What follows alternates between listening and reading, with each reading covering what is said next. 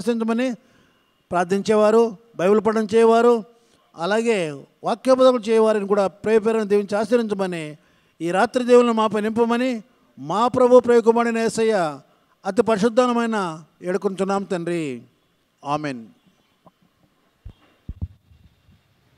మంచిది. ప్రియ దేవుని బిడ్డలారా, ఈ సమయంలో కోయిర్ వారు రెండు పాటలు పాడి దేవుని నామాన్ని మహింపరచవలసింది కోరుచున్నాను.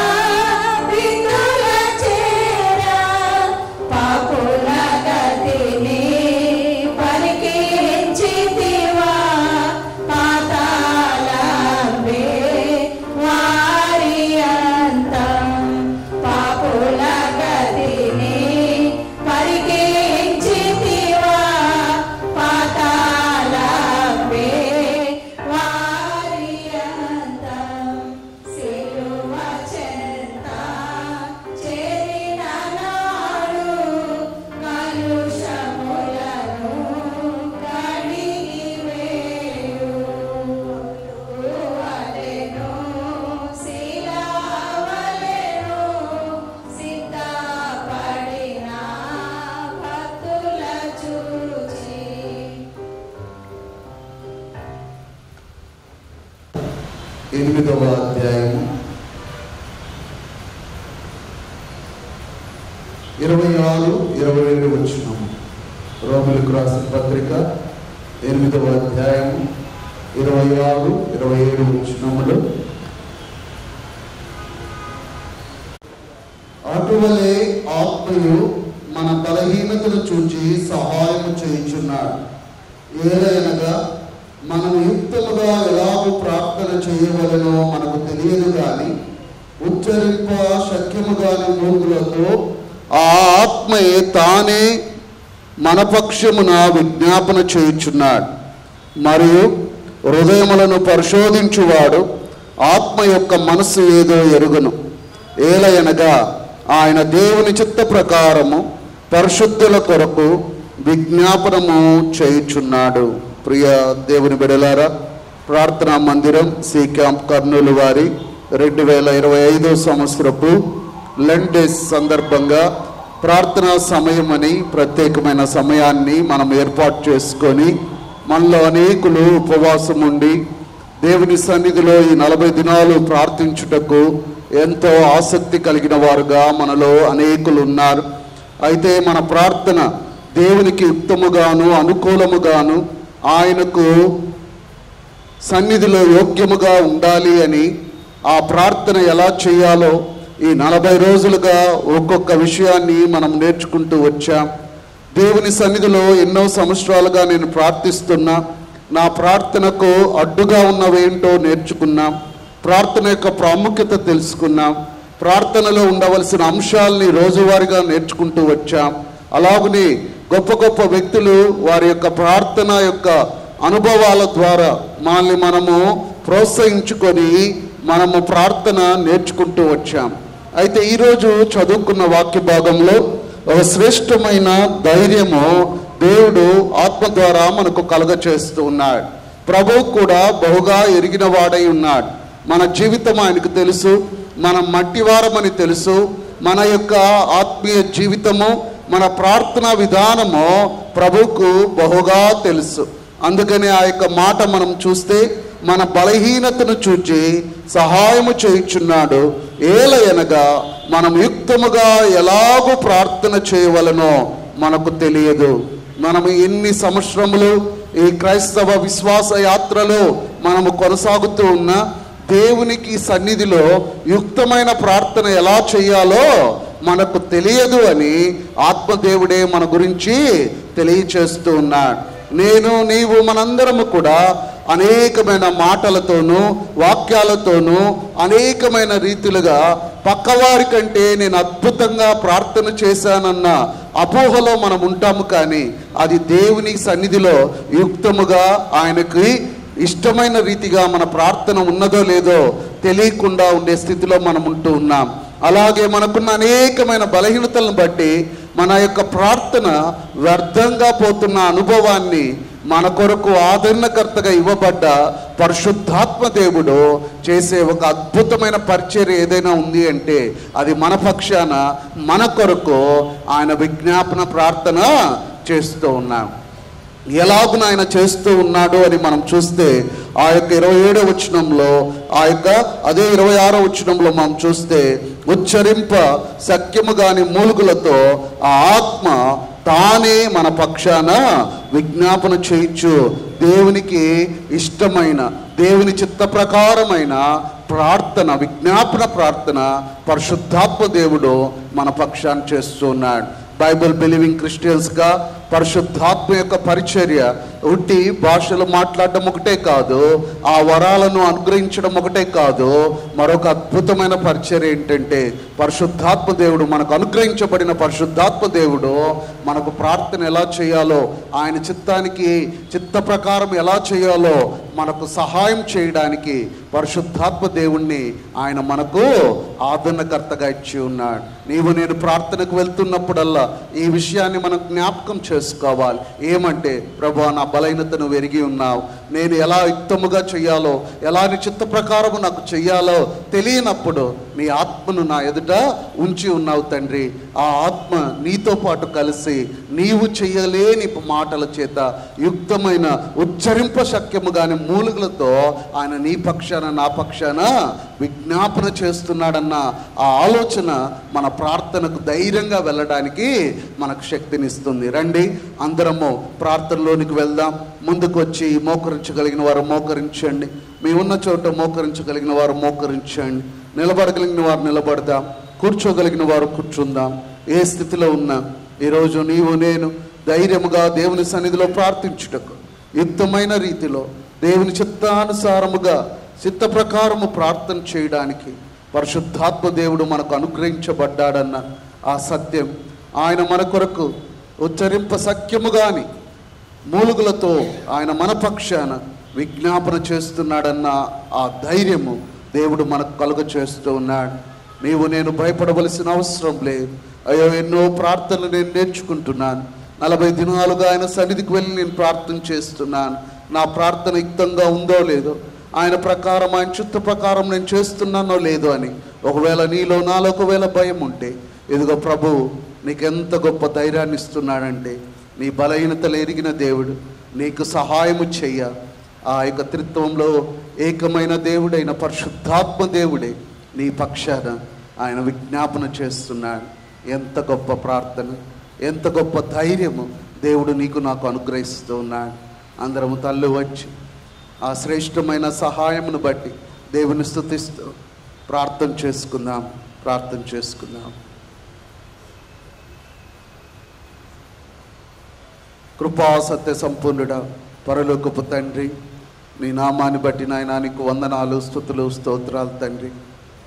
ఇదో ప్రభువా, ప్రార్థనా మందిరము సంఘముగా నాయన నీ పాద సన్నిధిలో మేము చేరి రోజు వెంబడి రోజు నాయన ప్రార్థన ఎలా చేయాలో నేర్చుకుంటూ, ఇదో నైనా సంఘముగా అయా ఏకాత్మతో ఏక మనస్సుతో నాయన ఒక సహవాసముగా కూడి నీ పాద సన్నిధిలో ప్రార్థన చేయుటకు నాయన మాకిచ్చిన ఈ శ్రేష్టమైన సమయాన్ని బట్టి నాయన నీకు స్తుతులు, స్తోత్రాలు తెలియజేస్తున్నాం.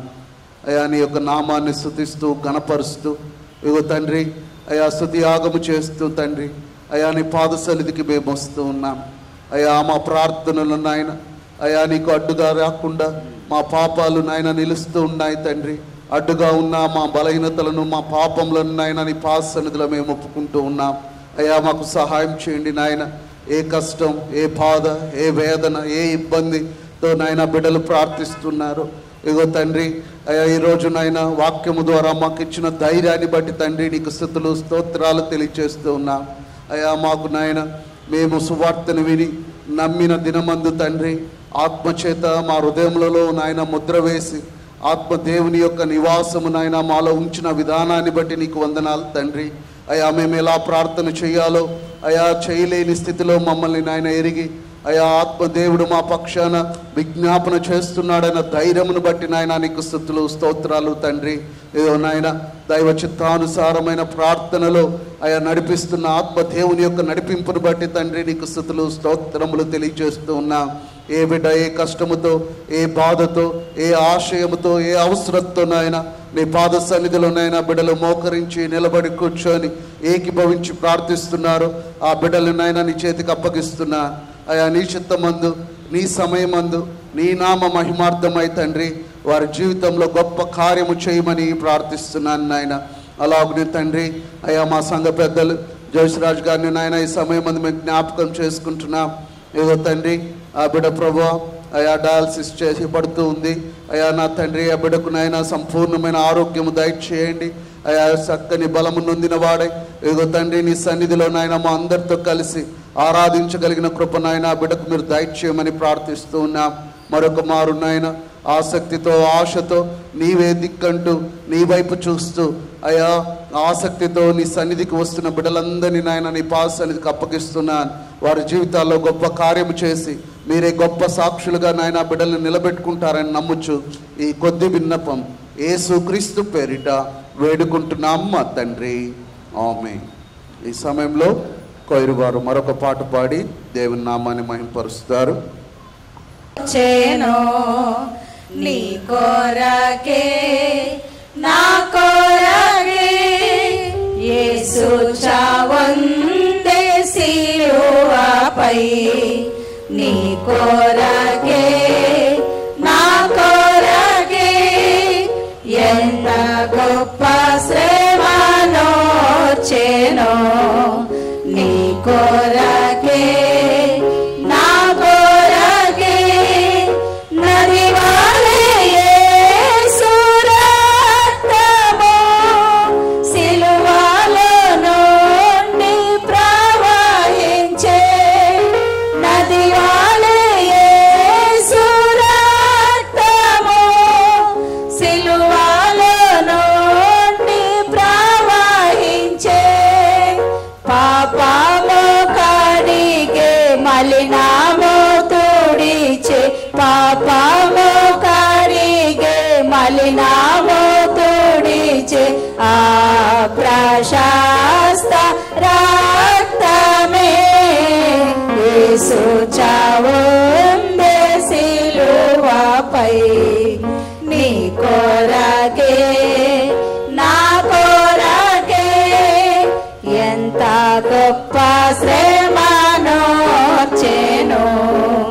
నీ కొరకే నా కొరకే నేడే నీ పాపములు ఒప్పుకో, నీ పాపడాగులు తుడుచుకో, నేడే నీ పాపములు ఒప్పుకో, నీ పాపడాగులు తుడుచుకో, నీ ఆత్మ తనవుల శుద్ధి పరచుకో, నీ ఆత్మ తనవుల శుద్ధి పరచుకో, క్రీస్తు యేసు రక్తములో యేసు చావుందే సిలువపై, నీ కొరకే నా కొరకే ఎంత గొప్ప శ్రమనోచెనో, నీ కొరకే నా కొరకే పాప శిక్ష పొంద తగి ఉంటిమే, మన శిక్ష ప్రభువే సహించెను, పాప శిక్ష పొంద తగి ఉంటిమే, మన శిక్ష ప్రభువే సహించెను, నలుగా గొట్టబడే పొడువబడే నీకై, నలుగా గొట్టబడే పొడువబడే నాకై, అంగీకరించు యేసుని, యేసు చావుందే సిలువ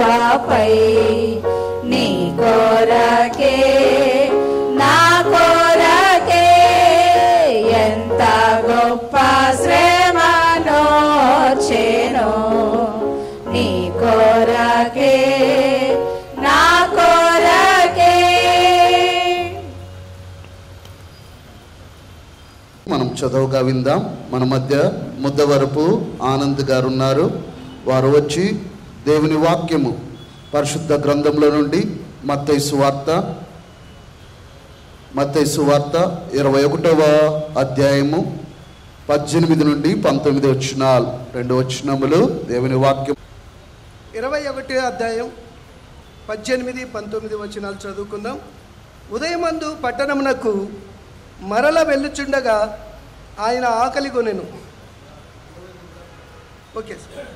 అప్పుడు త్రోవ పక్కన ఉన్న యొక్క అంజూరపు చెట్టును చూసి దాని యొద్దకు రాగా దాని యందు ఆకులు తప్ప మరేమీ కనబడలేదు కనుక దానిని చూసి, ఇక మీదట ఎన్నటికి నీవు కాపు కాయకుందువుగాక అని చెప్పాను. తక్షణమే ఆ అంజూరపు చెట్టు ఎండిపోయాను. శిష్యులది చూసి ఆశ్చర్యపడి అంజూరపు చెట్టు ఎంత త్వరగా ఎండిపోయినని చెప్పుకొనేది.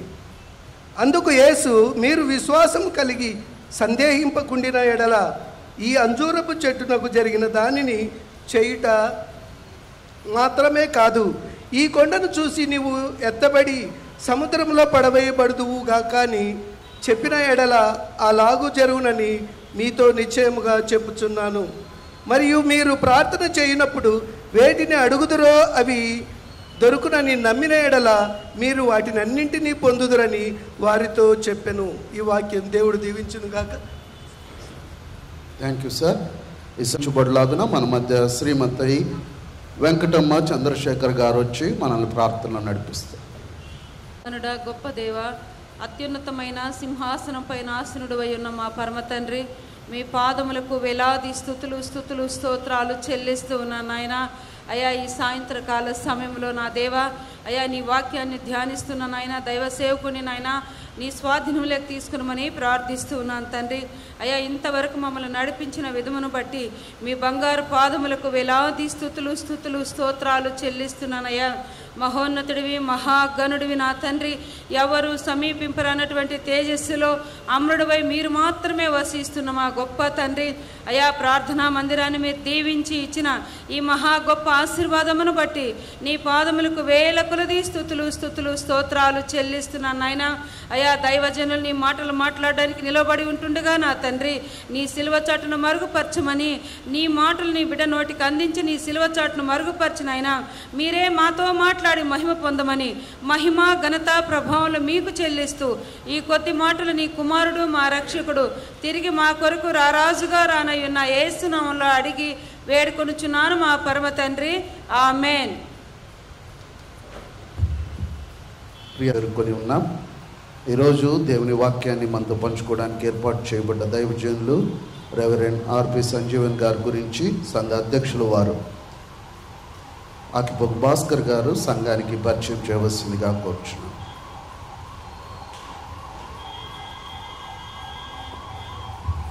క్రీస్తునందు ప్రియమైనటువంటి ప్రార్థనా మందిరం శ్రీకాం సంఘ విశ్వాసులకు, సంఘ కాపరికి, సంఘ నాయకులకు, మరి వేదికపై ఉన్నటువంటి మన ముఖ్య వాక్యోపదేశకులు రెవరెండ్ ఆర్పి సంజీవనయ్య గారికి ప్రభువును రక్షకుడైన యేసుక్రీస్తు నామమున శుభములు, వందనములు తెలియజేస్తున్నాను.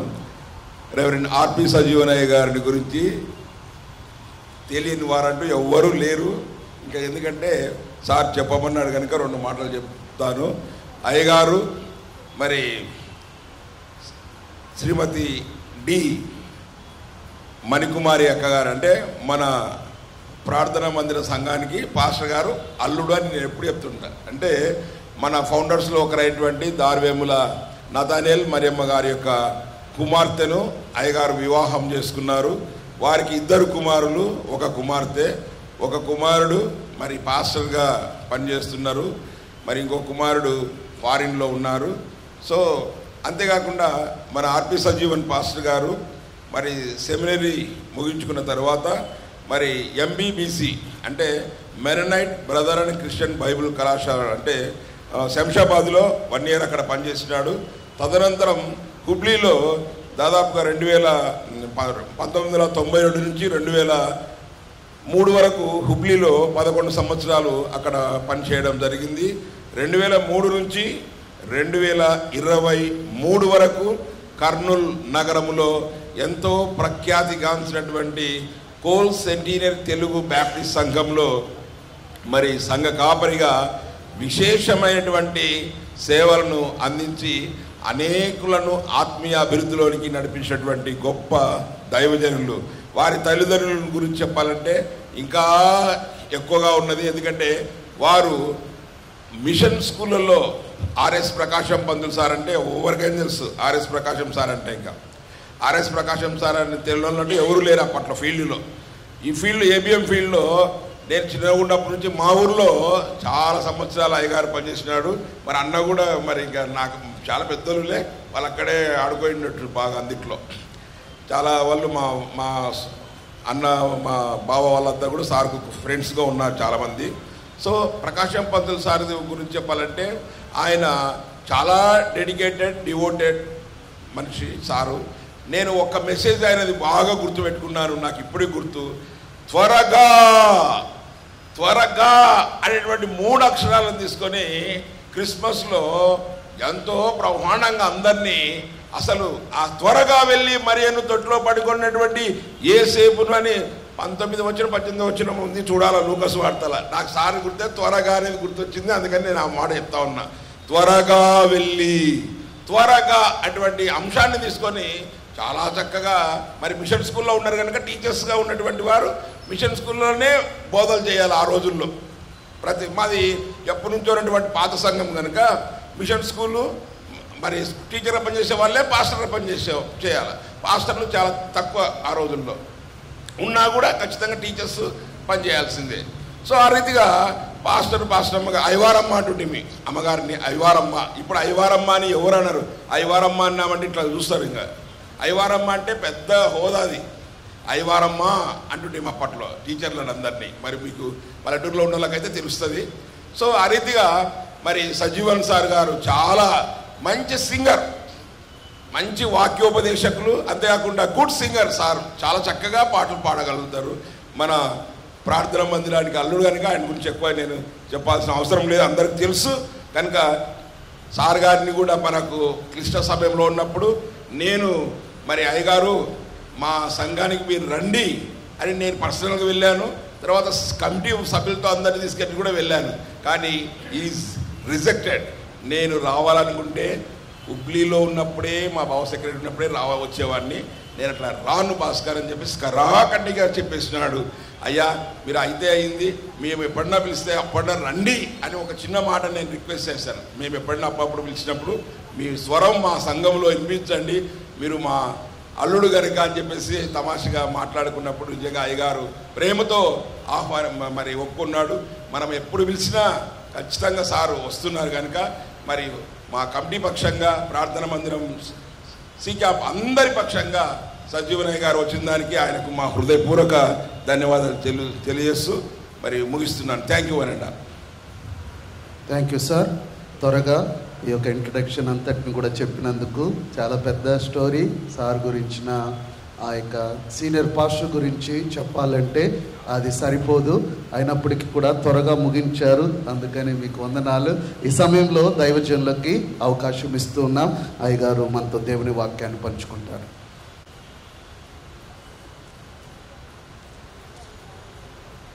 పదకొండవ అధ్యాయం పరిశుద్ధ గ్రంథం నుండి మార్క్స్ వార్త 11వ అధ్యాయము చదవన లేఖన భాగానికి అనుబంధంగా 12వ వచనం నుండి కొన్ని వచనాలు. మార్క్స్ వార్త 11వ అధ్యాయం 12వ వచనం నుండి కొన్ని వచనాలు. మరునాడు వారు బేతనియ నుండి వెలుచుండగా ఆయన ఆకలి కొని ఆకులు గల ఒక అంజూరపు చెట్టును దూరం నుండి చూచి దాని మీద ఏమైనానూ దొరుకునేమో అని వచ్చెను.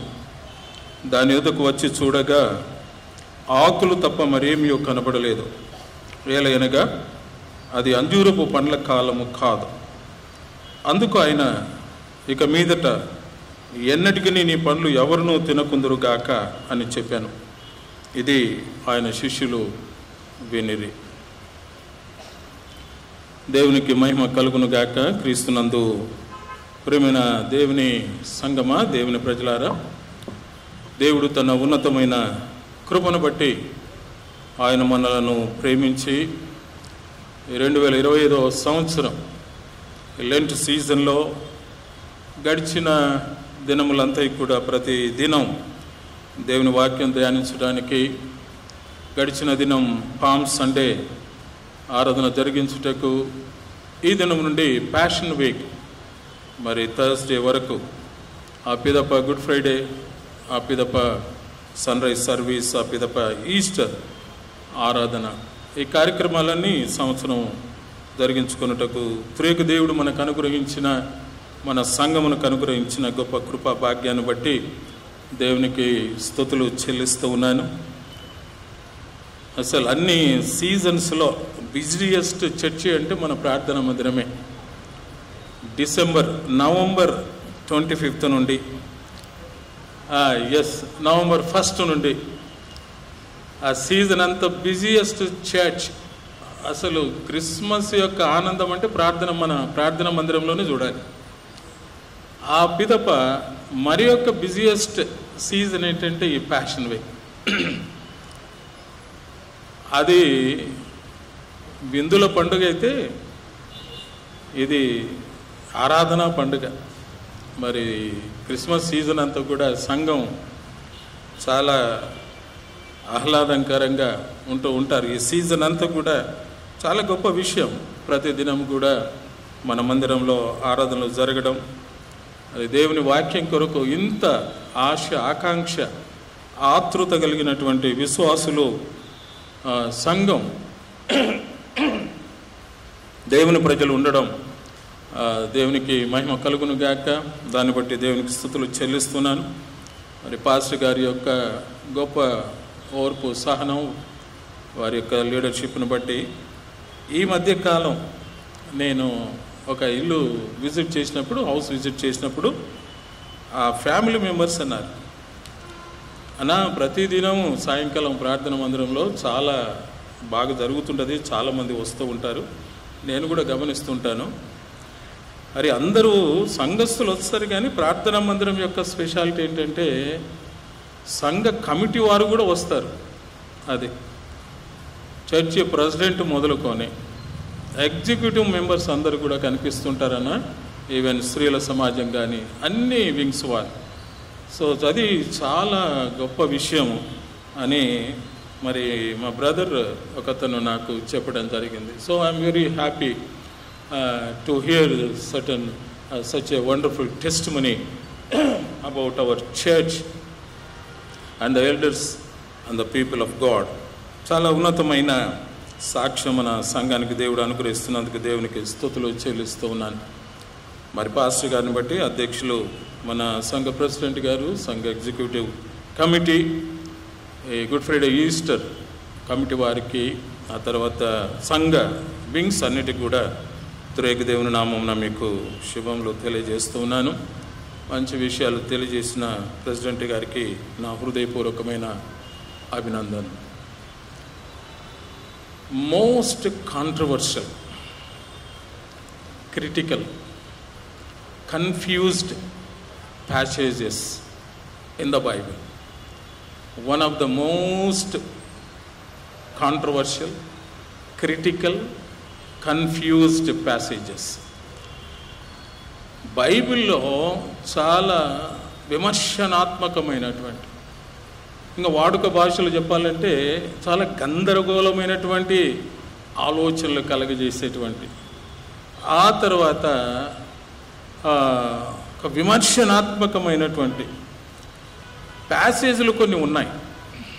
అందులో ఒకటి ఈ మత్తయి సువార్త, మార్కు సువార్తలో చదవబడిన లేఖన భాగం. ఈ ప్యాసేజ్లో నుండి 3 భాగాలుగా నేను విభజించి దైవ సందేశం మీ ముందు ఉంచాలని ఆశిస్తూ ఉన్నాను. మత్తయి సువార్త 21వ అధ్యాయం 18 నుండి 22, మార్కు సువార్త 11, 12 నుండి 21 వచనాలు. ఈ సినాప్టిక్ గాస్పుల్స్లో ఈ ప్యాసేజెస్ కొన్ని ఉన్నప్పటికీ కూడా 2 సువార్తల్లో ఇది లేదు, మత్తయి మార్కులోనే ఉంది. కనుక ఈ మత్తయి మార్కులో ఉన్నటువంటి ఈ భాగాన్ని, ఈ వాక్య భాగాన్ని 3 భాగాలుగా నేను మీ ముందు ఉంచుతూ ఉన్నాను. Number 1 geographical explanation, number 2 physical explanation, and number 3 spiritual explanation. ఈ లేఖన భాగం కొంచెం అర్థం చేసుకోవాలంటే ఈ 3 భాగాలుగా ప్రభు నాకు ఇచ్చిన తలంపులను మీ ముందు ఉంచుతూ ఉన్నాను. అంతకు పూర్వం దీని యొక్క సంఘటన చూద్దాం. 11వ అధ్యాయం, ఈవెన్ మత్తయి సువార్త 21, ఈ మార్క్స్ వార్త 11, ఈ రెండు కూడా సిమిలారిటీస్ కలిగినటువంటి ప్యాసేజెస్. అందులో ఒక్క లింక్ మార్క్స్ వార్త పెట్టాడు, ఇంకా దాని నుంచి కన్ఫ్యూజన్ అయిపోయింది. అందుకే అంతకు పూర్వం చూద్దాం యేసు ప్రభు యొక్క ఈ జర్నీ ఈ 11వ అధ్యాయంలోగా, లేదంటే మత్తయి సువార్తలు. ఆయన యెరూషలేము సమీపమునున్న ఒలీవల కొండ, ఈ ఒలీవల కొండ హైట్ సుమారు 2500 పైచిలుకు, అంటే సియోను కొండ కంటే కూడా 500 అడుగుల పైచిలుకు ఎత్తైనటువంటి కొండ. బాగా గమనించాలి. ఆ కొండ మీదకి వెళ్ళి ఆ కొండ మీద నిలబడి చూసామంటే పట్టణమంతా కనిపిస్తుంది అన్నట్టు. సియోను కొండ కంటే కూడా ఎత్తైన కొండ. ఒలీవల కొండలో ఒక తోట, అది గెస్సెమనే తోట. అది యేసు ప్రభు ప్రార్థించినటువంటి ఆ ప్రదేశం గెస్సెమనే. అందుకే నేను మార్నింగ్ డివోషన్లో ఈ మధ్యకాలం చెబుతూ 3 ప్రదేశాలు యేసు ప్రభు జీవిత చివరి దశలో, క్లైమాక్స్లో 3 ప్రదేశాలు చాలా ప్రాముఖ్యమైనవి. 1 గెస్సెమనే, 2వది గబ్బత, 3వది గొల్గొతా. గెస్సెమనే తోట నుండి ప్రభు యొక్క ఎక్సడస్ స్టార్ట్ అయిపోయింది. ఎంతవరకు? న్యాయపీఠము, గబ్బత అనబడినటువంటి స్థలం, అక్కడి నుండి మరి గొల్గొతా వరకు. సో ఫైనల్ ప్రభు యొక్క క్లైమాక్స్ తన జీవితాన్ని గొల్గొతా కొండ మీద ముగించడం మనం చూస్తున్నాం. ఒలీవల కొండ నుండి యేసు ప్రభు చెప్పాడు, మీ ఎదుటనున్న గ్రామానికి వెళ్ళండి, ఒక గాడిదను తీసుకుని రండి అన్నాడు. సరే, దాన్ని ఎక్కాడు యేసు ప్రభు. ఆ బేతనియ నుండి ఎదుటనున్నటువంటి ఒక గ్రామం, ఆ గ్రామం నుండి యేసు ప్రభు యెరూషలేములోనికి ఎంటర్ అయిపోయాడు. అది నిన్న మనం సెలబ్రేట్ చేశాం. యెరూషలేమునకు వెళ్ళి ఓమారు దేవాలయాన్ని చూశాడు. ఆయన దేవాలయం చూచి సాయంకాలం అయినందున ఆయన he return back to Bethany. Bethphage, Bethany, ఈ రెండు కూడా 2 ట్విన్ విలేజెస్, ట్విన్ సిటీస్ లాగా.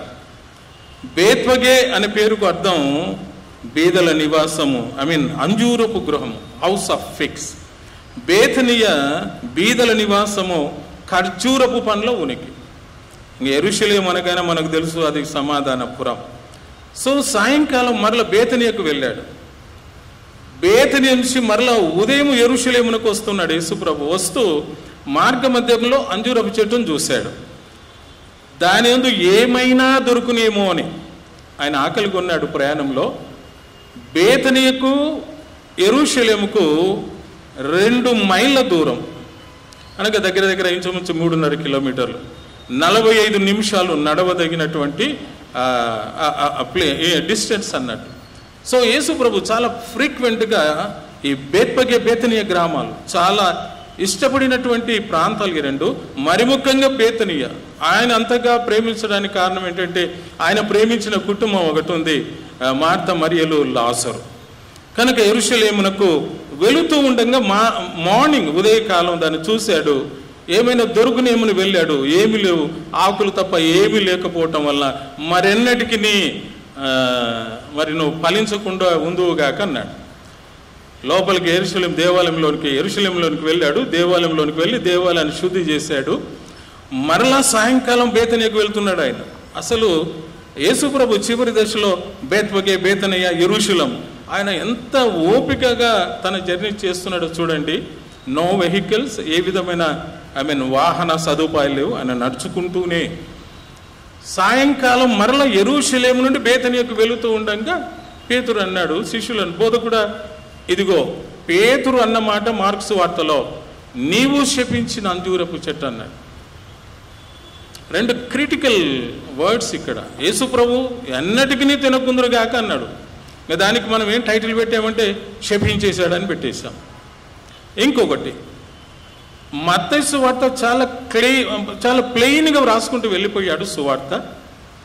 మార్కు సువార్తికుడి మాట వ్రాస్తూనే ఈ ప్యాసేజ్ ఒక లింక్ పెట్టాడు. అది పండ్ల కాలము కాదు. ఇంకా అక్కడి నుండి స్టార్ట్ అయిందండి కాంట్రవర్సీ, క్రిటికల్ కన్ఫ్యూజన్. యేసు ప్రభు ఈ అంజూరపు చెట్టును వారు చూపించినప్పుడు వారు అన్న మాట ఒకటైతే యేసు ప్రభు ఇచ్చిన ఎక్స్ప్లెనేషన్ వేరే. ఏమన్నాడు ఆయన? మీకు విశ్వాసం ఉంటే. ఆయన అంజూరపు చెట్టును శపించాడని మనం ఆలోచిస్తాం, కానీ యేసు ప్రభు దాన్ని ఆధారం చేసుకొని చెప్పినటువంటి ఆ మాటల గురించి మనం ఆలోచించాం. మీకు విశ్వాసం ఉంటే ఈ కొండను చూచి సముద్రంలో పడవేయబడదువుగాక అని మీరు చెప్పిన ఎడలా జరుగుతుందని అన్నాడు. అది గురించి ఆలోచించాం మనం. యేసు అంజూరపు చెట్టు చెప్పించాడు, అంజూరపు చెట్టు చెప్పించాడు, ఎందుకు చెప్పించాడు, చెట్టును ఎందుకు చెప్పించాడు. క్రైస్తవ సంఘంలో ఒక విధమైన కన్ఫ్యూజన్ వచ్చేసి, ఇది యేసు ప్రభు బేతనియాకు వెళ్ళాడు, మరుసటి దినము మరల ఆయన యెరూషలేముకు రావడం, ఈ రీతిగా ఆయన జర్నీ చేస్తూ ఉన్నాడు. ఇది ఈ సంఘటన జరిగినటువంటి సందర్భం. యేసు ప్రభు యెరూషలేం జయప్రవేశానికి లింక్ కలిగినటువంటి ప్యాసేజ్ ఇది. క్రీస్తునందు ప్రేమైన దేవుని సంగమా, దేవుని ప్రజలారా, ఈ సమయంలో నేను అందుకే అన్నాను కదా, జియోగ్రాఫికల్ ఎక్స్ప్లెనేషన్, భౌగోళిక సంబంధమైనటువంటి వివరణ అంజూరపు చెట్టును గురించి నేను ఇస్తూ ఉన్నాను. బైబిల్లో మొట్టమొదటిగా పేర్కొనబడిన చెట్టు అంజూరపు చెట్టు. ఆదాము అవ్వలు పాపం చేసిన తర్వాత ఆదికాండం 3వ అధ్యాయం 7వ వచనంలో అంజూరపు ఆకుల చేత వారు కచ్చడములు చేసుకొని కప్పుకున్నారు. అందుకే అంజూరపు చెట్టుకు 2 టైటిల్స్ పెట్టాడు. It is the tree of life and the tree of knowledge and wisdom అన్నారు. అంజూరపు ఆకులతో వారు తమ అవమానాన్ని, సిగ్గును కప్పుకున్నారు. అయితే దేవుడు వారికి మంచి చొక్కాయిలు చేసి వారిని చాలా గౌరవంగా ఏదైనా తోటలో నుండి వెళ్ళగొట్టేశాడు. సో బైబిల్లో పేర్కొన్న మొట్టమొదటి చెట్టు అంజూరపు చెట్టు. ఇంకొక మాట చెబుతున్నాను, బైబిల్లో ఈ భూమి మీద కల్టివేట్ చేయబడినటువంటి మొట్టమొదటి చెట్టు కూడా అంజూరపు చెట్టే. నోవహు వరదలకు ముందు అంజూరపు చెట్టు, నోవహు వరదల తరువాత ఒలీవ చెట్టు. ఈ 2 చెట్లు చాలా ప్రాముఖ్యమైనది. ఈ అంజూరపు చెట్టు క్రొత్త నిబంధన, పాత నిబంధనలో సుమారు 50 పర్యాయాలు మెన్షన్ చేయబడింది. It is the symbol of prosperity, peace and spiritual fruitfulness అని పండితులు వ్యాఖ్యానం చేస్తున్నారు. చెప్పనా, సుమారు 800 రకాలైన అంజూరపు చెట్లు ఉన్నాయంట. అందులో 4 చెట్ల రకాలు మాత్రమే తినడానికి ఉపయోగకరమైనటువంటి చెట్లు. అందులో ప్రప్రథమంగా పేర్కొనబడిన చెట్టు ఫైకస్ క్యారికా అన్నటువంటి అంజూరపు చెట్టు చాలా ప్రాముఖ్యమైన చెట్టు. మన భారతదేశంలో కల్టివేట్ చేసేటువంటి అంజూరపు యొక్క పండు పూనా అన్నటువంటి అంజూరపు చెట్టు చాలా ప్రాముఖ్యమైనదని తెలియజేస్తున్నారు. ఆ తర్వాత ఈ 4 రకాలలో చాలా స్వీటెస్ట్ ఫిగ్ ఫ్రూట్ అంజూరపు పండు ఏంటంటే బుర్సా ఫిగ్స్ అన్నవి ఈ 4 రకాలలో చాలా తీయనైన మధురమైనటువంటి పండు అని తెలియజేస్తున్నారు. గ్రీక్స్ అంజూరపు చెట్టుకు కానీ, ఆకులకు కానీ, పండ్లకు కానీ చాలా ఉన్నతమైన ప్రాధాన్యతనిచ్చారు. పాత నిబంధనలో యెషయా ప్రవక్త, ఇర్మియా ప్రవక్త, మీకా, హబక్కుకు, జోయల్, యోవేలు, ఆమోసు, హోషియా, మరికొంతమంది పాత నిబంధన ప్రవక్తలు మరి అంజూరపు చెట్టును గురించి ప్రస్తావించటం జరిగింది. రాజులు మొదటి గ్రంథం 4వ అధ్యాయం 25 ప్రకారం ప్రతి ఇశ్రాయేలుడు అంజూరపు చెట్టు క్రింద కూర్చోవడం అన్నది చాలా ప్రాముఖ్యమైనటువంటి సూచన, గుర్తును సూచిస్తూ ఉంది. అది it's a common phrase in the old testament. రాజులు మొదటి గ్రంథం 4వ అధ్యాయం 25వ వచనం. ఆ తర్వాత మనందరికీ తెలుసు యెషయా గ్రంథం 38వ అధ్యాయం 21వ వచనం, రాజులు 2వ గ్రంథం 20వ అధ్యాయం 7వ వచనంలో హిజ్కియా రాజుకు ఒక పుండు కలిగినప్పుడు దాన్ని వ్యాఖ్యానకర్తలు క్యాన్సర్ అన్నారు, రాచపుండు అని అన్నారు. ఆ పుండును బాగు చేయడానికి యెషయా ప్రవక్త అంజూరపు ఆకుల యొక్క ముద్దను ఆ పుండు మీద పెట్టినప్పుడు మరి ఆ గాయం, ఆ పుండు, ఆ సోర్ అంతా కూడా మరి స్వస్థత పొందినట్టుగా మనం చూడవచ్చు. సో అంజూరపు ఆకులకు ఉన్నటువంటి గొప్ప విలువ ఏంటంటే హీలింగ్ పవర్ ఉన్నట్టు. మరి ఈ అంజూరపు చెట్టును మనం బాగా అర్థం చేసుకోవాలంటే మన ప్రాంతాల్లో ఉన్నటువంటి మరి మేడిపండు మరి మనందరికీ బాగా తెలుసు. మేడి పండును చూస్తే దాని గురించి కూడా చెబుతుంటారు కొద్దిగా చిన్న సామెతలాగా, మేడి పండు చూడ మేలిమై ఉండును, విప్పు చూడ అది. కానీ ఒక విషయం చెప్పనా, పురుగు పట్టని పండ్లల్లో చాలా ఉన్నతమైన పండు అంజూరపు పండు. అంజూరపు పండును మనం అసలు కేరే చేయము, పట్టించుకోము, తినడానికి ఇష్టమే ఉండదు. మనకు ఎప్పుడు కూడా తీయగా ఉండాలి. అందుకే నోటికి తీపి కడుపుకు చేదు, నోటికి చేదు కడుపుకు తీపి అని అన్నారు. మనకెప్పుడు తీయగా ఉండాలి. అంజూర పండు తినండి. నేను చెబుతున్నాను, అన్ని విషయాల్లో చాలా మెడికల్ వాల్యూస్ కలిగినటువంటి ఫ్రూట్స్ అంజూరపు పండు. నేను ఇంకొక మాట చెప్పనా, లేఖన భాగం మీరు ఇంటికి వెళ్ళి చదవండి. మీకా గ్రంథం 7వ అధ్యాయం 1వ వచనం. మీకా గ్రంథం 7వ అధ్యాయం 1వ వచనం. దేవునికి ఇష్టమైన పండ్లల్లో, ఈ లేఖన భాగం చదువుతుంటే నాకు ఆశ్చర్యం అనిపించింది. దేవునికి చాలా ప్రీతికరమైన పండ్లు అంజూరపు పండ్లు అంట.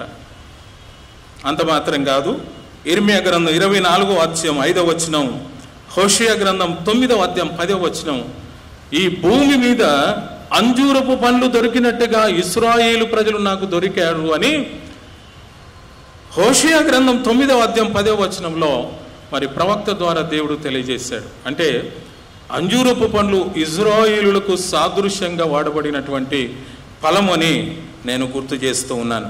ఆ తర్వాత మరి ఇదొక్కటే కాదు, ఫలించినటువంటి అంజూరపు పండును కూడా ద్రాక్ష చెట్ల మధ్య, ద్రాక్ష తోటలో ఒక అంజూరపు చెట్టు నాటాడు. అది ఫలించకపోతుంటే యజమానుడు అన్నాడు, కొట్టేసేయమన్నాడు. తోటమాల అన్నాడు, అయ్యా ఇది 1 సంవత్సరం ఉండనివ్వు అని అన్నాడు. సో ఫలించని స్థితికి సాదృశ్యంగా అంజూరపు చెట్టును బైబిల్లో వాడటం జరిగింది. ఆ తర్వాత మరి అంజూరపు చెట్టు దేవుని రాకడకు సాదృశ్యం. అందుకే యేసుప్రభు అన్నాడు, ఇదిగో అంజూరపు చెట్టు ఫలించడం వల్ల వసంతకాలం వచ్చిందని మీరు అంటున్నారు కదా, నేను అదే మాట చెబుతున్నాను. అది సమీపించినప్పుడు దేవుని రాజ్యం సమీపించిందని మీరు జ్ఞాపకం చేసుకున్నాడు అన్నాడు. So fig tree, fig fruit and all the tree, it related, it is connected to the people of God as well as it is connected to the second coming and the judgment of God in the Bible. దేవుని తీర్పుకు సాదృశ్యం అంజూరపు చెట్టు, దేవుని రాకడకు సాదృశ్యం అంజూరపు చెట్టు. అబ్బో మామూలు చెట్టు కాదు. ఆ తర్వాత నతనీయులు కూడా చెట్టు కింద కూర్చున్నప్పుడు యేసుప్రభు పిలిచి చూసి చెప్పాడు. యేసుప్రభు దగ్గరికి నతనీయులు వస్తున్నాగా, నువ్వు ఆ చెట్టు కింద ఉన్నప్పుడే నాకు తెలుసు అన్నాడు. ప్రభా నా గురించి నీకు ఎలా తెలుసు అన్నాడు. నువ్వు అక్కడ కూర్చున్నప్పుడే. అందుకే ప్రతి యూదుడు అంజూరపు చెట్టు క్రింద కూర్చొని ధర్మశాస్త్రాన్ని పఠించటం, ధ్యానించటం అన్నది చాలా సర్వసాధారణమైనటువంటి విషయం యూదా చరిత్రలో. ఆ తర్వాత జక్కయ్య ఎక్కినటువంటి చెట్టు కూడా ఒక రకంగా ఈ చెట్టు అని అంటున్నారు. దాన్ని మేడి చెట్టు అన్నాం. ఆయన మేడి చెట్టు సైకమోర్ ఫిగ్ ట్రీ అని అన్నారు. సో ఒక రకంగా ఇవన్నీ కూడా మల్బరీ జాతికి చెందినటువంటి వృక్షాలలో ఏ వృక్షం ఒకటని పండితులు వ్యాఖ్యానం చేస్తూ ఉన్నారు. క్రీస్తునందు ప్రేమైన దేవుని సంగమ, మరి నేను ఎందుకు ఎక్కువ స్ట్రెస్ చేస్తున్నాను అంజూరపు పండును గురించి అంటే, అంజూరపు పండ్లకు ఒక టైటిల్ ఇచ్చారు, ఫ్రూట్స్ ఆఫ్ హెవెన్ అన్నారు. హెవెన్లీ ఫ్రూట్స్ అన్నారు, పరలోక ఫలాలు అంటారు. మీరు రేపు కర్నూలులో ఎక్కడైనా వెళ్ళేటప్పుడు అంజూరపు పండ్లు కనపడితే దయచేసి దేవునికి ఇష్టమైన పరలోక సంబంధమైన పండ్లు అవి ఒక 1/2 కిలోనైనా తెచ్చుకొని టేస్ట్ చేయండి, చాలా మంచిది. లేదు సార్ ఇది దేవునికి ఇష్టమైన పండ్లు, ఇవి పరలోకపు పండ్లు, మొత్తం కొనేస్తామంటే మొత్తం బండి మొత్తం కూడా కొనేసి చర్చిలో డిస్ట్రిబ్యూట్ కూడా చేయవచ్చు. మంచి ఫలాలు ఎందుకు చెప్పండి, దేవునికి ఇష్టమైన ఫలం అది. మనకు ఎంతసేపు అంజూరపు చెట్టు చెప్పించబడింది, అంజూరపు చెట్టు చెప్పించబడింది అనే ఆలోచన మనకు వస్తూ ఉంటుంది. నో అది ఎందుకు ఆ సంఘటన జరిగిందో నేను మీకు వివరిస్తాను. ఆ తర్వాత ఈ అంజూరపు పండ్లకు ఉన్నటువంటి మరి యొక్క ప్రాముఖ్యమైనటువంటి విషయం ఏంటంటే, అంజూరపు చెట్లలో ఉన్నటువంటి గొప్ప స్థితి చూడండి. రాజరికాన్ని నిరాకరించింది అంజూరపు చెట్టు. కొన్ని చెట్లను కలుసుకొని మనకు తెలుసు న్యాయాధిపతులు 9వ అధ్యాయం 10-11 వచనాల్లో, అంజూరపు చెట్టు దగ్గరికి మా మీద రాజుగా ఉండనంటే రిజెక్ట్ చేసింది. నో, మధురమైన నా ఫలాలు, మధురమైనటువంటి నా రుచిని నేను ఇవ్వకుండా నేను చెట్ల మీద అటు ఇటు ఊగడానికి నేను రాను, రాజుగా ఉండనని చెప్పేసింది ఈ అంజూరపు చెట్టు. So once again let me say this, Greeks చాలా ఇష్టపడేటువంటి ఒక కల్టివేషన్లో అంజూరపు చెట్లు ఒకటి. అందుకే దీని గురించి అరిస్టాటిల్ కానీ, ఆ తర్వాత థియోఫ్రాస్టస్ అనేటువంటి గ్రీకు ఫిలాసఫర్ కానీ, ఆ తర్వాత ప్లీనే వారి రచనలో అంజూరపు చెట్టును గురించి మెన్షన్ చేశారు. ఏన్షియన్ నియర్ ఈస్ట్ ప్రాంతాల్లో బాగా సాగుబడి చేయబడేటువంటి పంటలో ఇదొకటి. తర్వాత ఇది సుమారు 23 నుండి 33 అడుగుల వరకు పెరిగేటువంటి వృక్షం ఇది. ఆ తర్వాత 80% వాటరు, 20% కార్బోహైడ్రేట్స్ కలిగినటువంటి ఫలం అంజూరపు పండ్లు. లీవ్స్ అనగా ఆకులు 12 నుండి 25 సెంటీమీటర్స్ వరకు అవి పెరుగుతూ ఉంటాయి. చాలా విస్తారమైనటువంటి ఆకులు. ఒక రకంగా మనం చూస్తే ఈ దేవదారు చెట్లు కానీ, ఈ గంధపు చెట్లు వాటికి ఉన్నటువంటి ఆకులలాగా అంజూరపు ఆకులు కనిపిస్తూ ఉంటాయి. ఆ తర్వాత ఈ అంజూరపు చెట్టుకున్నటువంటి ఈ మాధుర్యం ఉన్నటువంటి పరిస్థితిని బట్టి పరిశుద్ధ గ్రంథంలో చాలా పర్యాలు, అందుకే నేను చెప్తున్నాను 50 పర్యాలు నూతన నిబంధన పాత నిబంధనలో మెన్షన్ చేయబడింది. 2 కాలాలు, 2 పంటలు సంవత్సరానికి ఒక మారు వస్తూ ఉంటాయి. మార్చి ఏప్రిల్ మాసంలో అంజూరపు చెట్లట ఆకులు చిగురు ప్రారంభించబడుతుంది. అది ఎంతవరకు? మే జూన్ వరకు కూడా ఆకులు విస్తరిస్తూనే ఉంటాయంట. యేసు ప్రభు చూచినటువంటి ఆ చెట్టు ఆకులు తప్ప మరేమి లేవు. ఇంకా మార్క్స్ వర్తకుడు మనకు ఒక లింక్ పెట్టాడు, అది పండ్ల కాలం కాదు. దూరం నుండి వారు చూశారు దాని యందు ఏమైనా దొరుకునేమో అని. దొరకడానికి కారణం అంతకు పూర్వం యేసు ప్రభు యొక్క ఆయనలో కలిగిన చేంజ్ చూడండి, ఆయన ఇంటెన్సిటీ కలిగి ఉన్నాడు. యేసు సంపూర్ణమైన మానవుడు అన్నదానికి ఇదొక వాక్య భాగం నిదర్శనం. యేసు ప్రభు సంపూర్ణమైన దైవ స్వభావం కలిగిన వాడు, సంపూర్ణమైన మానవ స్వభావం కలిగిన వాడు అని బైబిల్ మనకు బోధిస్తుంటే, సంఘం స్థాపించబడిన తర్వాత యేసు ప్రభు చనిపోయి పునరుద్ధానుడు అయిన తర్వాత సంఘం 40వ సంవత్సరం నుండి క్రీస్తు శకం విస్తరిస్తూ ఉండగా సంఘంలోనికి 2 హెరసీస్ ఎంటర్ అయిపోయాయి, విమత బోధలు. అవి గ్నోస్టిసిజం, ఏరియనిజం. గ్నోస్టిసిజం దేవుడు యేసు దేవుడు కాదంటాడు వాడు, ఏరియనిస్టులు యేసు మానవుడు కాదంటారు. ఈ 2 విమత బోధల వలన సంఘం చాలా డిస్టర్బ్ అయిపోయింది. ఆయన దేవుడు కాదా కన్ఫ్యూజ్ అయిపోయారు, ఆయన మానవుడు కాదా కన్ఫ్యూజ్ అయిపోయారు. సంఘం ఇటువంటి పరిస్థితుల్లో ఉండగా పౌలు సంఘంతో సంఘపక్షంగా చాలా పోరాటం చేశాడు. మరి ఆ విషయాలు ఇది సమయం కాదు.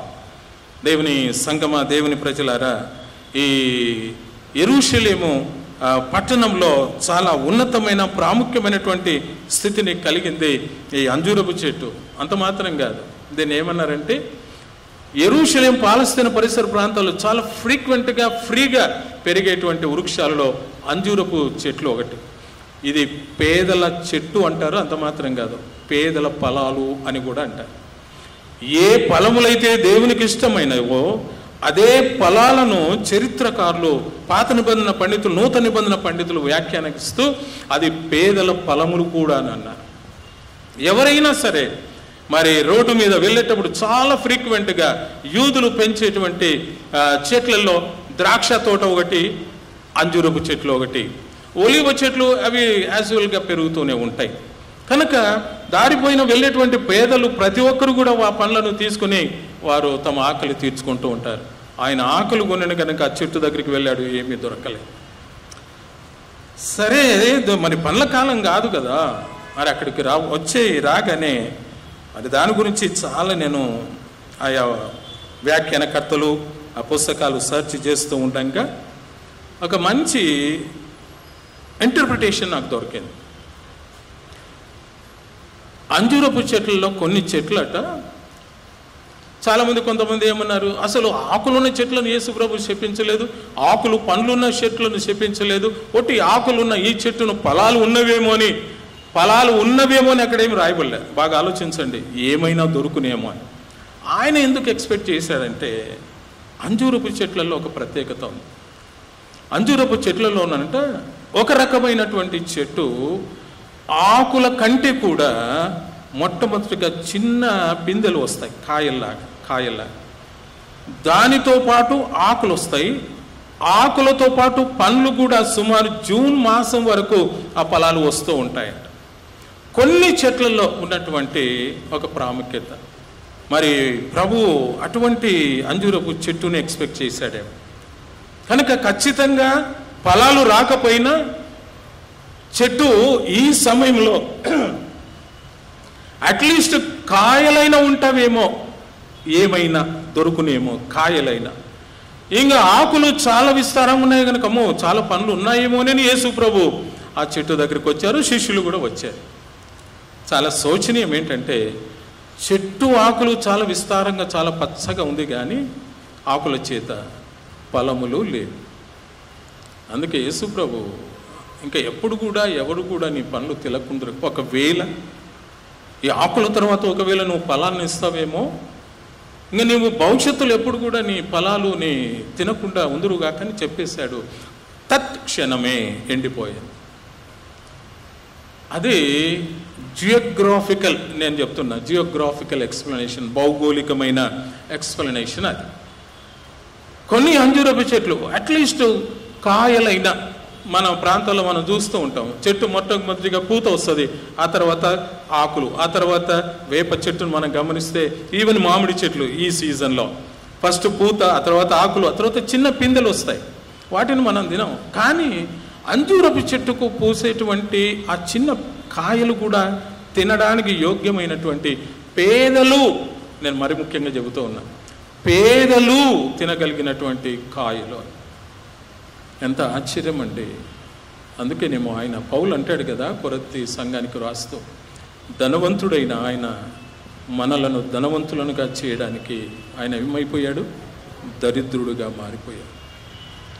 దేవాది దేవుడు తనకిష్టమైన ఫలములను ఈ భూమి మీద ఏ ఒక్కడు ఆకలి కొనకూడదన్నటువంటి ఉద్దేశంతోనేమో ఈ అంజూరపు పండ్లను పేదవాడికి ఆహారంగా ఆయన సిద్ధం చేశాడు.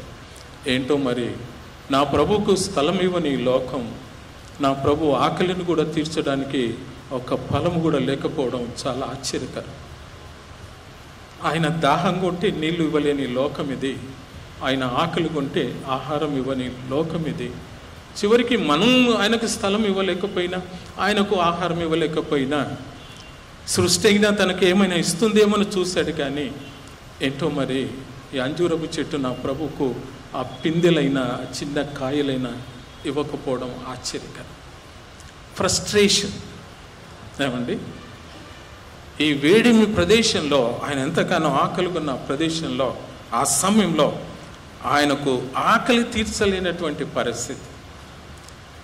ఇంకా దీని గురించినటువంటి స్పిరిచువల్ ఎక్స్ప్లెనేషన్ నేను రిలేట్ చేస్తాను. ఆ తర్వాత రెండవది, so that was the geographical explanation. రెండవది ఫిజికల్ ఎక్స్ప్లెనేషన్. యేసు ప్రభు కొన్ని అద్భుతాలు చేసినప్పుడు చాలా మనం స్తుతించాం, ఆయన చాలా స్తుతించాం. అసలు ఈ అంజూరపు చెట్టుకు రిలేటెడ్ టెంపుల్ యెరూషలేము దేవాలయం. శపించి లోపలికి వెళ్ళాడు, దేవాలయంలోనికి. అక్కడంతా కూడా వ్యాపారం జరుగుతుంది. బాగా ఆలోచించండి, యేసు ప్రభు అంజూరపు చెట్టును మాత్రమే కాదు, దేవాలయాన్ని కూడా ఆయన ఒక రకంగా నేను అంటూ ఉన్నాను శపించాడు. బోధకుడా ఈ రాళ్ళు చూసావు కదా, అనగా హేరోదు మహారాజు 46 సంవత్సరాలు ప్రయాసపడి కట్టిన మందిరం అది. ఈ దేవాలయాన్ని చూసావు కదా, ఇదిగో ఎంత అందంగా ఉన్నావు అన్నప్పుడు యేసు ప్రభు అన్నాడు, రాతి మీద రాయి నిలవబడిన కాలం ఒకటి రాబోతుంది అని అన్నాడు. అది జరిగింది. క్రీస్తు శకం 60వ సంవత్సరం యాంటియోకస్ ఎపిఫానస్ అనేటువంటి వాడు దేవాలయాన్ని సమూల నాశనం చేసేసాడు. మూడవది, the fig tree is related to the city of God. దేవుని బిడ్డలారా, ఒక మారు లూకాసు వార్త 19వ అధ్యాయం చూడండి. యేసు ప్రభువు యెరూషలేము పట్టణాన్ని గురించి ఎంత ఘాటుగా యేసు ప్రభు ఆ మాటలు అన్నాడో ఓ మారు చూడండి.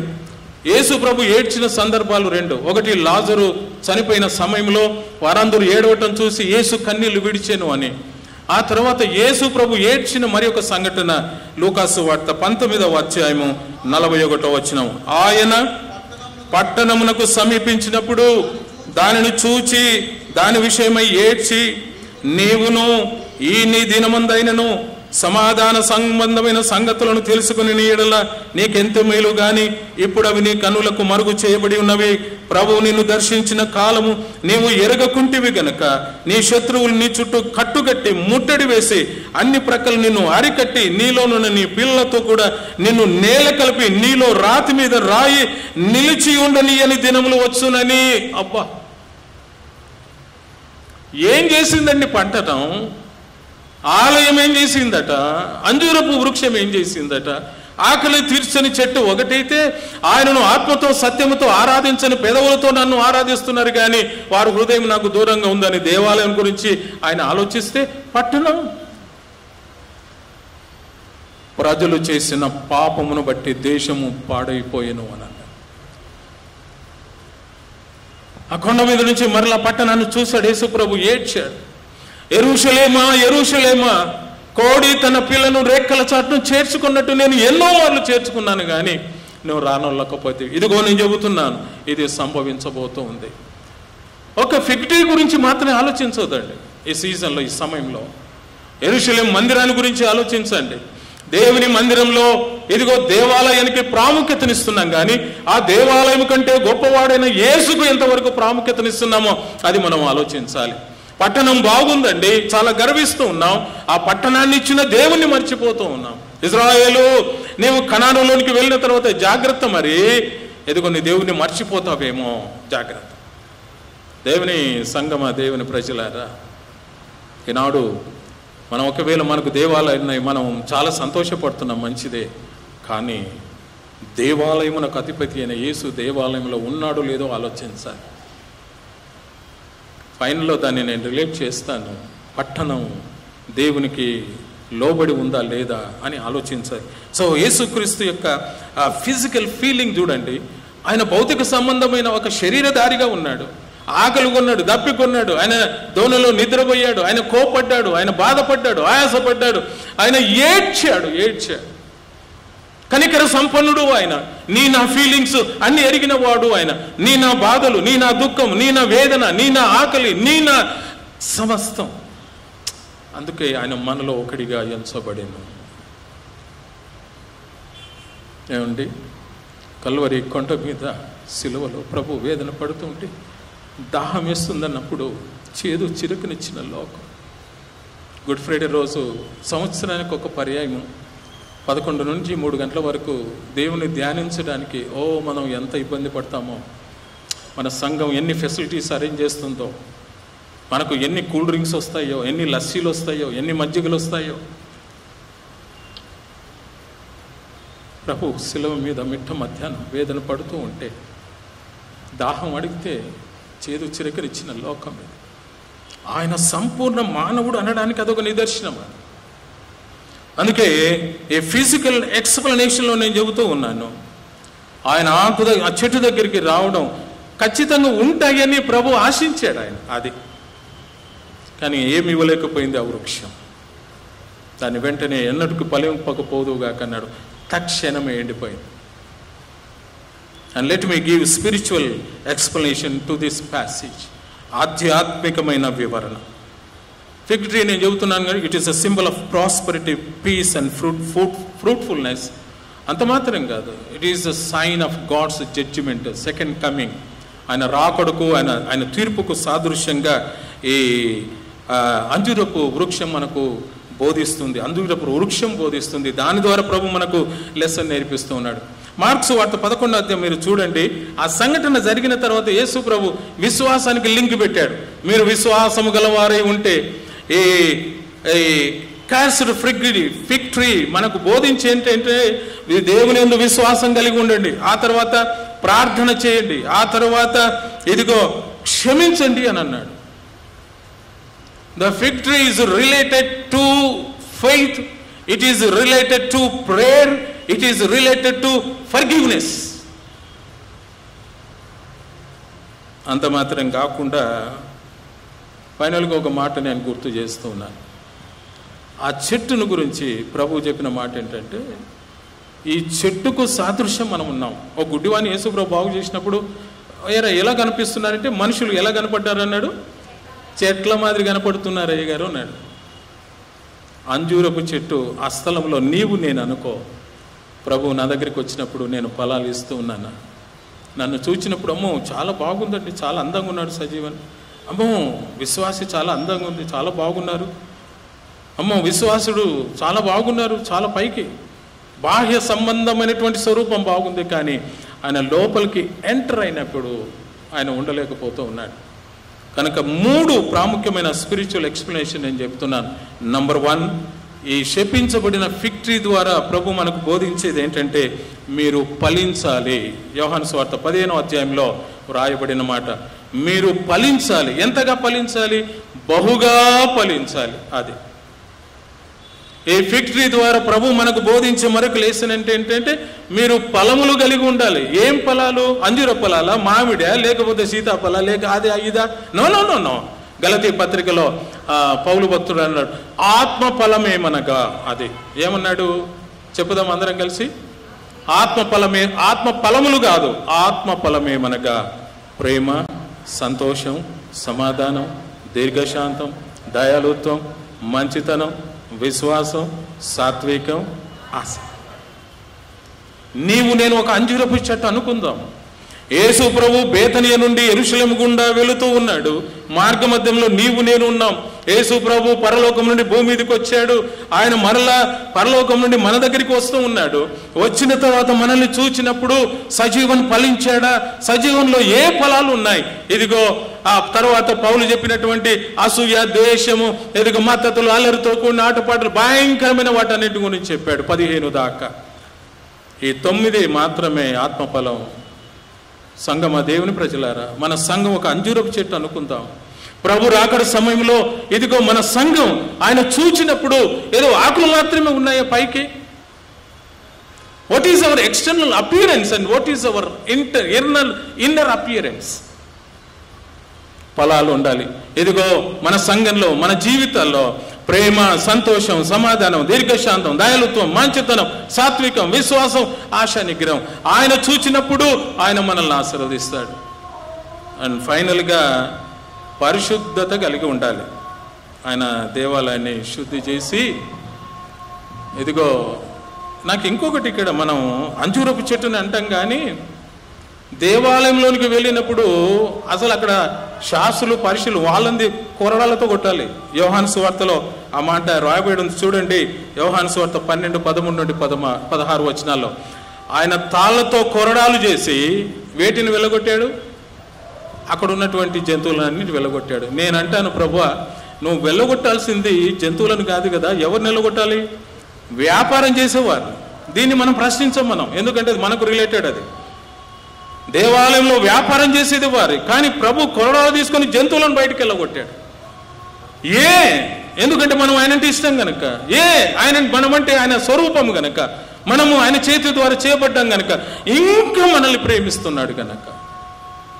ఇంకెంతవరకు ప్రేమిస్తాడు? ఆయన రాకడ పర్యంతం వరకు. ఆయన పరిశుద్ధత కలిగి ఉండాలి. మనం ఒకే చెట్లు పైకి ఆకుల మాదిరి పచ్చగా ఉంటే సరిపోదండి. ప్రభు మనకు బోధిస్తున్న ఈ బోధ బహుగా ఫలించాలి. మీరు బహుగా మంచి ఫలములు కలిగి ఉండాలి. మీరు బహుగా పరిశుద్ధత కలిగి ఉండాలి. సో అంజూరపు చెట్టు యొక్క సాదృశ్యంలో ఈ 3 వివరణలు నేను ముందు ఉంచుతున్నాను. జియోగ్రాఫికల్గా, భౌగోళిక సంబంధంగా అంజూరపు చెట్టుకున్నటువంటి ప్రాశస్తం, ఫిజికల్గా యేసు ప్రభుకు అంజూరపు చెట్టుకున్నటువంటి ఆ సంబంధం, భౌతిక సంబంధమైనటువంటి వివరణ నేను మీకు ఇచ్చాను. ఫైనల్గా ఈ స్పిరిచువల్ ఎక్స్ప్లెనేషన్లో విశ్వాసం, ప్రార్థన, క్షమాపణ, అది మాత్రం కాదు. 3 ప్రాముఖ్యమైన విషయాలు.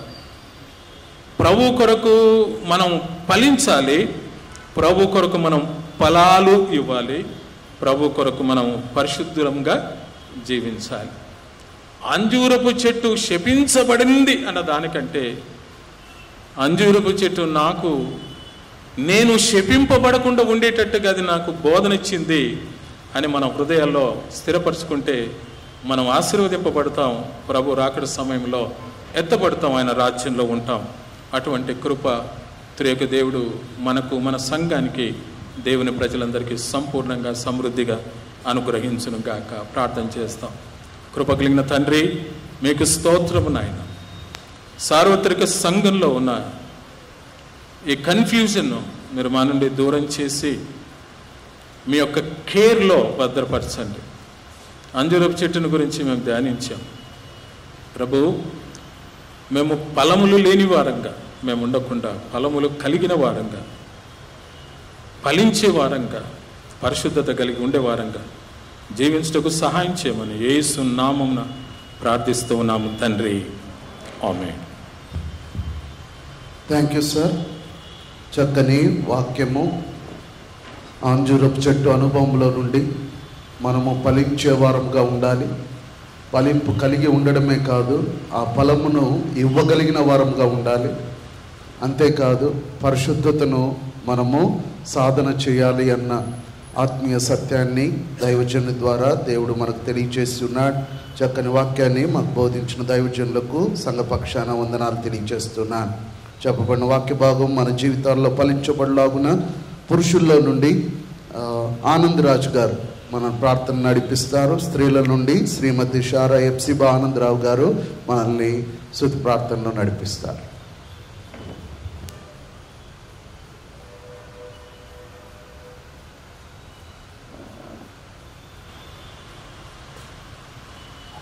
నమండి.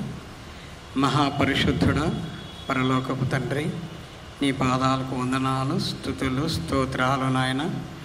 తండ్రి, గడిచిన 2 రోజుల నుండి నీ ఫ్యాషన్ వీక్లో సాయంకాలపు వేళలో నాయన నీ నామాన్ని ఘనపరుస్తుండగా మీరు చూపిన కృపను బట్టి వందనాలు, స్తుతులు, స్తోత్రాలు తండ్రి. తండ్రి, ఈ దినము అంజూరపు చెట్టు శపించుట అనే అంశమును తండ్రి నీ దీనదాసుడు మరి వివరముగా బోధించిన ఆ బోధననైనా మేమందరము విని గ్రహించుకొని నాయన మా హృదయాల్లో ఫలించుట కొరకు నాయన మరి మా హృదయాలను భద్రపరుచుకొని ఆ విధముగా నడుచుకునే భాగ్యమును దయచేయండి నాయన. ఆది అంతము మీరే ఉండి ఇంతవరకు నీకు మహిమకరంగా జరిపించుకున్న విధానానికై వందనాలు, స్తుతులు, స్తోత్రాలు చెల్లించుకుంటూ తండ్రి మరి ఈ కార్యక్రమం ముగించుకొని తిరిగి మా గృహాలకు వెళ్ళనై ఉండగా నీ కాపుదల భద్రతను దయచేయండి. తిరిగి రేపు దినం కలుసుకునేంత వరకు నీ భద్రతను మాపై ఉంచుతారని విశ్వసిస్తూ ఈ కొద్ది మనవులు ప్రభువును రక్షకుడైన యేసు నామమును బట్టి అడిగి వేడుకొనుచున్నాం తండ్రి. ఆమేన్. దయగల నాయన, జీవంగల యేసు ప్రభువా, నీకు వందనాలు, స్తుతులు, స్తోత్రాలు చెల్లిస్తుంటున్నాం. గొప్ప దేవ, మహాగణుడ, మహోన్నతుడవైన దేవ, పరిశుద్ధుడవైన దేవ, అతి పరిశుద్ధ స్థలములలో నివసించు నా ప్రభువా, నీ ప్రేమ, నీ పరిశుద్ధత, నీ మంచితనాన్ని బట్టి నీకు వందనాలు, స్తుతులు, స్తోత్రాలు చెల్లించుకుంటున్నాం. నువ్వెంతైనా నమ్మదగిన దేవుడవు నాయన. శాశ్వతమైన ప్రేమతో మమ్మను ప్రేమిస్తున్న మా ప్రభువా, నీకు అనేకమైన వందనాలు, స్తుతులు, స్తోత్రాలు చెల్లిస్తుంటున్నాం.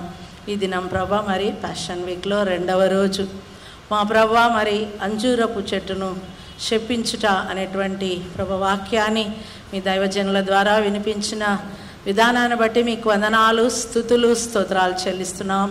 జియోగ్రఫికల్గా, ఫిజికల్గా, స్పిరిచువల్గా ఎలా దాన్ని అర్థం చేసుకోవాలో చక్కగా వివరించిన విధానాన్ని బట్టి మీకు వందనాలు, స్తుతులు, స్తోత్రాలు చెల్లిస్తుంటున్నాం. అవునా ప్రభా, మేము నాయన ఫలించేడి వారముగా, పరిశుద్ధత కలిగిన వారముగా ప్రభా మరి నాయన నీ కొరకు ప్రభా ఫలించే బిడ్డలముగా ఆత్మ ఫలము కలిగి ఉండగలుగుటకు నీ కృప దయచేయమని వేడుకుంటున్నాం. విన్నటువంటి వాక్యం అందరి హృదయాల్లో ఫలింపచేయమని వేడుకుంటున్నాం.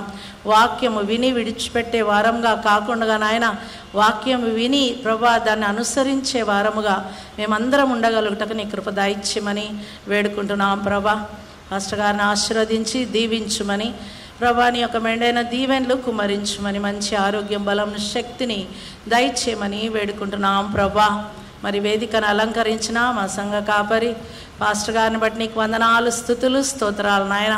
మరి నాయన ప్రార్థనలు మమ్మల్ని నడిపిస్తూ ఆత్మీయంగా ఎదిగింపచేసిన విధానాన్ని బట్టి వందనాలు. సంఘ ప్రెసిడెంట్ భాస్కర్ అన్న గారిని బట్టి, సెక్రటరీ సునీల్, సంఘ కమిటీ వారందరూ, మరి ముఖ్యంగా చేరి వచ్చిన ప్రతి బిడ్డను మీరు ఆశీర్వదించి దీవించమని, ప్రభా వాక్యము ప్రభా ప్రతి ఒక్కరిలో ప్రభా ఫలింప చేయమని, ప్రభా నీ యొక్క సన్నిధి నడిపింపు మాకందరికీ దయచేయమని మా ప్రభును ప్రియ రక్షకునైన యేసు నామమున వేడుకుంటున్నాము తండ్రి, ఆమేన్. సంఘ క్రీస్తు శిలువ శ్రమల ధ్యానంలో భాగంగా ప్యాషన్ వీక్ నందు 2వ రోజు హాజరై దేవుని మహిమపరిచిన ప్రతి ఒక్క సంఘ విశ్వాసికి ప్రభు అయిన యేసుక్రీస్తు నామములో వందనాలు తెలియజేసుకుంటున్నాను. ఈనాటి కార్యక్రమానికి అధ్యక్షులుగా ఉండి నడిపించిన మన సంఘ కాపరి గారైన రెవరెండ్ గంటా కరుణాసాగర్ గారికి, మరియు యేసు అంజూరపు చెట్టును శపించుట అనే అంశంను శ్రేష్టమైన దైవ సందేశం అందించిన ఆర్పి సజీవన్ గారికి, సీనియర్ సంఘ కాపరి వారికి సంఘ కమిటీ పక్షాన, సంఘ పక్షాన ధన్యవాదాలు తెలియజేసుకుంటున్నాను. రేపటి మంగళవార దినము అంశము యేసు అధికారాన్ని సవాలు చేయుట. లూకా సువార్త 20వ అధ్యాయము 1 నుంచి 8 వరకు సంఘ కాపరి గారు అధ్యక్షత వహిస్తారు. దైవ సందేశం అందించేవారు బిషప్ పి ఆంబ్రోస్ గారు, జిల్లా పీస్ కమిటీ మెంబర్.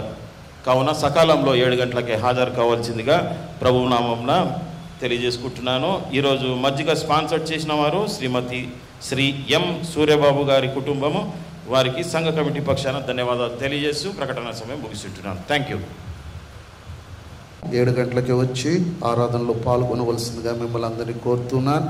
చక్కని వాక్యాన్ని మనతో బోధించిన దైవజనులకు మరొకమారు సంఘ పక్షాన వందనాలు తెలియజేస్తున్నాను. అందరం లేచి నిలబడదాం. ప్రార్థన, పరలోక ప్రార్థన ఆశీర్వాదంతో ఈ కూడిక ముగించుకుందాం. ప్రార్థించుకుందాం. కృపా సంపూర్ణుడా పరలోకపు తండ్రి, నీ నామాన్ని బట్టి నాయన నీకు వందనాలు, స్తుతులు, స్తోత్రములు తెలియజేస్తున్నా. నాయన అయ్యా తండ్రి, నీ చివరి దినాల్లో ప్రభువా ఆ యొక్క అంజూరపు చెట్టు అనుభవంలో నాయన ఈరోజు నా తండ్రి దారిలో నా తండ్రి అంజూరపు చెట్టు విషయమై అయ్యా మా ముందుకు తీసుకొచ్చిన ఆ యొక్క శ్రేష్టమైన సందేశాన్ని బట్టి కూడా నాయన నీకు వందనాలు, స్తుతులు, స్తోత్రాలు తెలియజేస్తూ ఉన్నాం. ఎన్నో విషయాలను దైవజనులు నాయన మా మధ్యకు మీరు తీసుకొచ్చారు తండ్రి. ఏదో నాయన మా విషయంలో నాయన ప్రభువు ఆశించిన దాన్ని నా తండ్రి ఆయన శారీరకంగాను ఆత్మీయంగాను నాయన ఎన్నో విషయాలను ఆ యొక్క యెరూషలేము దేవాలయం విషయమై ఇదిగో నాయన ఆత్మీయ నడిపింపు కొరకు నాయన ఆయన ఆశించాడు, అది అక్కడ దొరకలేదు. ఇదిగో నాయన శారీర విషయములు తండ్రి ఆకలి కొని ఆ యొక్క ఫిజికల్ ట్రీ దగ్గర నాయన అతను నాయన ఆశించిన అక్కడ దొరకలేదు నా తండ్రి. నేటికిను నాయన ఆ సత్యాన్ని మరొకసారి మేము జ్ఞాపకం చేసుకుంటున్నాం. ఈ 40 దినాల ప్రార్థనలో ప్రభువు సంఘ పక్షాన ఏదో నాయన సంఘము నుండి నాయన ఆశిస్తున్న ఆత్మీయతను తండ్రి మేము నాయన ఆ వాక్యమును మా మధ్యకు తీసుకొచ్చిన దైవజనులను బట్టి, వారి సత్యమణి గారిని బట్టి, వారి కుమారులు, వారి కుటుంబాలను నాయన మీరు దీవించండి తండ్రి. వారి పరిచర్యను నీరు కట్టి ఫలింప చేయమని ప్రార్థిస్తున్నాం. ఇదిగో తండ్రి ఈరోజు నాయన స్పాన్సర్ చేసిన బిడ్డలను మీ చేతికి అప్పగిస్తున్నాను నాయన. ఎం సూర్యబాబు గారిని నాయన తండ్రి వారి కుటుంబాన్ని, వారి జీవితాలను నాయన దీవించండి. అలాగనే ప్రభా చేరి వచ్చిన ప్రతి మెంబర్స్ని బట్టి వందనాలు. అయ్యా దినదినము నీ పాద సన్నిధిలో తమను తాము కనపరుచుకొని ప్రార్థన అవసరతలను నాయన అయ్యా హృదయ అంతరంగంలోని నీకు తెలియచేసి నీ కార్యము కొరకు బిడ్డలు ఆశగా కనిపెట్టుకుంటున్నారు తండ్రి. వారి జీవితాల్లో గొప్ప కార్యం చేయండి. మీరు ఆశించు ఆ ఫలములను నాయన కలిగిన వారై ఇతరులతో నాయన పంచుకోగలిగిన వారై తండ్రి పరిశుద్ధత జీవితాన్ని జీవించగలిగిన ఆ పరిశుద్ధాత్మ యొక్క నడిపింపు నాయన ప్రతి బిడ్డకు దయచేయండి. మరలా నీ పాద సన్నిధిలో మమ్మల్ని మేము కనపరుచుకునే వరకు నీ కృపా, నీ కాపుదల, నీ సన్నిధి మాకు తోడుగా ఉంటుందని నమ్ముచు ఈ కొద్ది విన్నపం యేసుక్రీస్తు పేరిట వేడుకుంటున్నాము తండ్రి, ఆమేన్. పరలోకమందున్న మా తండ్రి, నీ నామం పరిశుద్ధపరచబడును గాక, నీ రాజ్యం మాకు వచ్చుగాక, నీ చిత్తం పరలోకమందు నెరవేర్చున్నట్లు భూమి ఎందును నెరవేరును గాక. మాకు కావలసిన అందిన ఆహారం నేడు మాకు దయచేయి. మరణస్తులను మేము క్షమించే ప్రకారం మరణములను క్షమించు. మమ్మ శోల్నైతే కీణకు తప్పించు. ఎందుకంటే రాజ్యము, బలము, మహిమ నిరంతరము నీవైనావు తండ్రి. ఆమేన్. ఆ పరమ తండ్రి యొక్క ప్రేమ, కుమారుని యొక్క కృప, పరిశుద్ధాత్మ యొక్క తోడు, ఆయన సహవాసము, ఆయన సన్నిధి, ఆయన నడిపింపు, ప్రభు ఆశించు ఆత్మీయ జీవితము కలిగి ఉండాలని ఆశపడు ప్రతి హృదయమునకు సదాకాలము తోడై నడిపించును గాక. ఆమేన్. అందరికి వందనాలండి.